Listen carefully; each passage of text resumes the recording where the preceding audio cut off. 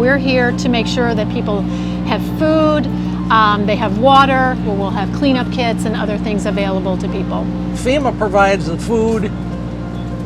The Southern Baptists cook it for us. We put it on our rigs and we go out and distribute. We come in to help this community, and we love being partners with the state, Salvation Army, and Red Cross. It really creates a good partnership so that the resources are being distributed wisely and you have good stewards of the resources. So it makes for a really good operation. If you come here, we're gonna give you everything we can give you. We're always gonna do what we can do for you and try to take care of you the best we can. It's us sharing what we've been given. We share that with others, and that's what it's really about.